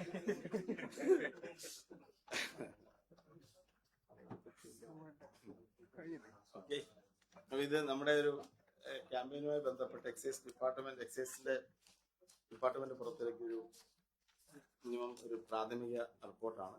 അതുപോലെ എക്സൈസ് പോർട്ടല് ജൂലൈ 1 മുതൽ ആരംഭിക്കുകയാണ്. ജൂലൈ 1 നമ്മുടെ സമ്മേളനമുണ്ട്, പ്രോഗ്രാം ഇനോഗ്രേഷൻ ആണ്. മയങ്ങില്ല കേരളം, ആ പേര് എന്നുള്ളതാണ്, മയങ്ങില്ല കേരളം എന്നാണ്. അതൊരു 4 ഞാൻ നേരത്തെ പറഞ്ഞ പ്രധാനപ്പെട്ട എൻഫോഴ്സ്മെന്റും അവയർനെസ്സും ഡി അഡിക്ഷനും റിഹാബിലിറ്റേഷനും ഉൾപ്പെടുന്ന ഇതാണ്. ഈ പറഞ്ഞ പോർട്ടൽ വളരെ ഓപ്പറേഷനിലാക്കി നമ്മുടെ എക്സൈസ് കമ്മീഷണർ IT വിദഗ്ധൻ കൂടിയാണ്, ചാർജ് ഓഫ് IT ഡിപ്പാർട്ട്മെന്റ് 2. അപ്പോൾ ഒരു വളരെ കൃത്യമായ പോർട്ടലാണെന്ന് പറഞ്ഞിരിക്കുന്നത്. വലിയ ഇന്റർവെൻഷൻസ് ഞങ്ങൾ ശ്രമിക്കും. ഞങ്ങൾ കുറെ കാര്യങ്ങൾ കൂടെ അനുമതി ചോദിച്ചിട്ടുണ്ട്. അപ്പൊ സൈബർ ഇന്റർവെൻഷൻ ഒരിടത്തൊരു മയക്കുമരുന്നിനെ കുറിച്ച് വിവരം കിട്ടി, ട്രാക്ക് ചെയ്യാൻ നിലവിൽ എക്സൈസിന് സംവിധാനം ഇല്ല. അപ്പൊ സൈബർ ഇന്റർവെൻഷൻ ഉൾപ്പെടെതിന് അനുമതി നമ്മൾ ചോദിച്ചിരിക്കുകയാണ്. ഞങ്ങളുടെ നാർക്കോട്ടിക് കൺട്രോൾ ബ്യൂറോയ്ക്ക് അത്ര ഇന്റർവെൻഷൻ. ഈ പരിമിതികൾക്കെല്ലാം നിന്നിലാണ് 14,000 കേസുകൾ ഈ സംസ്ഥാനത്ത് ഒറ്റ മാസത്തിനുള്ളിൽ രജിസ്റ്റർ ചെയ്തു. 11,000 കോട്ട്പ കേസുകൾ അവർ ഫീൽഡിൽ പോയി ചെയ്തു. 1,400 NDPS കേസുകൾ. നമ്മൾ ചെയ്യേണ്ട ഒരു ഫോഴ്സിനെ ചെയ്ത കാര്യങ്ങളാണ് ഞാൻ പറഞ്ഞത്. ഓപ്പറേഷൻ തണ്ടർ എന്ന പേരിൽ 1,400 NDPS കേസുകൾ ഒറ്റ മാസത്തിനുള്ളിൽ എടുത്തു എന്നത് വളരെ നിസ്സാരമായി കാണരുത്. 15 ബിഗ് വോളിയം കേസുകളാണ്. ഇതിനെ പിന്നാലെ പോയി അന്യ സംസ്ഥാനങ്ങളിൽ പോയി വളരെ പരിമിതി. 23 കോടി രൂപയുടെ പ്ലാൻ ഫണ്ട് ഉള്ള ഒരു ചെറിയ വകുപ്പാണ്. ഒത്തിരി റവന്യൂ ഒക്കെ പ്രൊവൈഡ് ചെയ്യുന്നുണ്ടെങ്കിലും ചെറിയൊരു വകുപ്പാണ്. ഇപ്പോൾ സംസ്ഥാനത്ത് ബജറ്റിൽ മയക്കുമരുന്ന് കൊടുത്ത് 5 കോടി രൂപ, എന്നാൽ 23 കോടിയാണ് ആ പ്ലാൻ ഫണ്ട്. അവിടെ നിന്നിട്ടാണ് ഈ ഉദ്യോഗസ്ഥർ ഇത്രയും കഠിനാധ്വാനം ചെയ്ത് അന്യ സംസ്ഥാനങ്ങൾ ഉൾപ്പെടെ പോയി ഇല്ലേ ഇന്റർനാഷണൽ കണക്ഷൻസ് ഉള്ള പ്രതികളെ ഉൾപ്പെടെ അറസ്റ്റ് ചെയ്യുന്നത്. അപ്പോൾ ഒരു അപ്രീസിയേഷൻ അർഹിക്കുന്നുണ്ട് എന്നുള്ളതാണ് എന്റെ വിലയിരുത്തൽ. തൂഫാൻ പോലീസിന്റെ ഒരു ആക്ഷൻ ഞങ്ങളെല്ലാം ഇന്റർഗ്രേറ്റ്. ഇപ്പൊ തൂഫാൻ പദ്ധതിയിൽ ഞാൻ ഉൾപ്പെടെ എക്സൈസിന്റെ ഇന്റർവെൻഷൻ ഉണ്ട്. അതുപോലെ ഓപ്പറേഷൻ തണ്ടറിന്റെ കാര്യത്തിൽ പോലീസിന്റെ സഹായമുണ്ട്. പോലീസിന്റെ സഹായം ഉണ്ടെങ്കിലല്ലേ നമുക്ക് ആളുകളെ ലൊക്കേറ്റ് ചെയ്യാൻ പറ്റുള്ളൂ.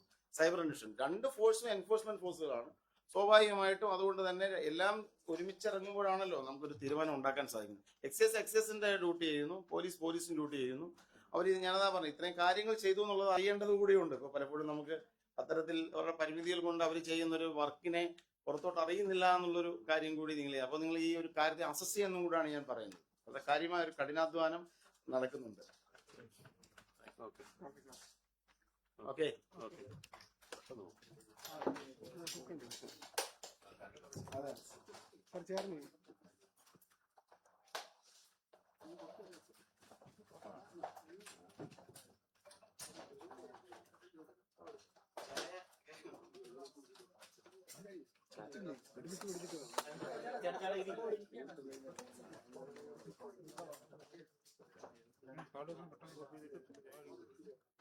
നീ ഒരു കാര്യം